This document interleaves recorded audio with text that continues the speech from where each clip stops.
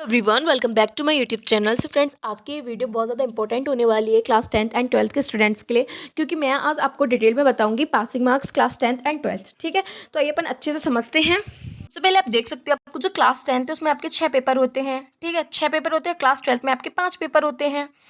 ठीक है, तो 6 पेपर में आपका जो रिजल्ट बनता है वो बेस्ट ऑफ 5 के तौर पर बनता है, यानी कि जो आपकी बेस्ट ऑफ 5 योजना है क्लास 10th में आपकी लागू होती है और इस बार है आपकी बेस्ट ऑफ 5।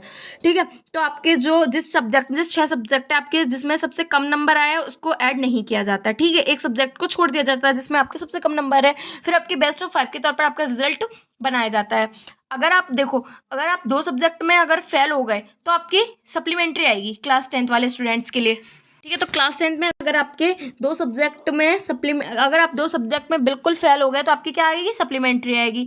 और अगर आप 3 सब्जेक्ट में फेल हो गए तो आप सीधे फेल कर दिए जाओगे। ठीक है, सीधे फेल कर दिए जाओगे। क्लास 12th में देखते हैं।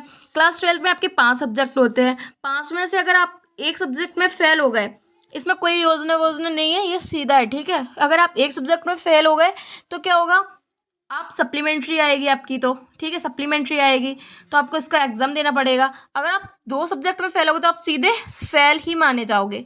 ठीक है, तो ये था आपका क्लास 10th एंड 12th का। और सुनो, पासिंग मार्क्स क्या होता है इसका, सॉरी मैंने आपको पासिंग मार्क्स नहीं बताया पहले। ठीक है, कोई बात नहीं, मैं अब बता देती हूँ आपको। क्लास 10th के जो पासिंग मार्क्स है, आपका जो 80 नंबर का अगर पेपर होता है, ठीक है, 80 नंबर का पेपर होता है तो उसके पासिंग मार्क्स तो 27 पासिंग मार्क्स होता है। ठीक है, आपको 27 नंबर है क्योंकि 20 आपको प्रोजेक्ट वगैरह के मिलते हैं। ठीक है, स्कूल की तरफ से। क्लास 12th में आपका हिंदी और इंग्लिश के तो आपके 80 नंबर के पेपर होते हैं, तो इसमें भी पासिंग मार्क्स 27 सेम ही रहेगी। लेकिन आपके जो 3 मेन सब्जेक्ट होते हैं, जैसे बायोलॉजी, कोई पीसीबी, पीसीएम, तो इसमें जो क्या होता है, आर्ट्स वाले स्टूडेंट्स के तो 80 नंबर के ही होते हैं। लेकिन मैं आपको साइंस स्ट्रीम वाले स्टूडेंट्स को बता रही हूँ क्लास 12th का, तो उसमें क्या है, आपका 70 नंबर का पेपर आता है, 30 आपको स्कूल की तरफ से प्रैक्टिकल के मिलते हैं। तो उसमें क्या है, जो आपकी पासिंग मार्क्स रहती है ना, तो वो आपके 23.1 रहती है। ठीक है, आप 24 ही मान लो अच्छे से, लेकिन वैसे 23.1 ही रहेगी। तो ये था, अगर आपको एक विषय में कम भी नंबर आ रहा है तो आपको 5 नंबर की ग्रेस भी लग जाती है। ठीक है, तो ये थे आपके पासिंग मार्क्स। आई होप आपको वीडियो अच्छी लगी हो, तो प्लीज़ मेरी वीडियो को लाइक कर देना एंड चैनल को सब्सक्राइब कर देना। Okay friends, thank you for watching my video.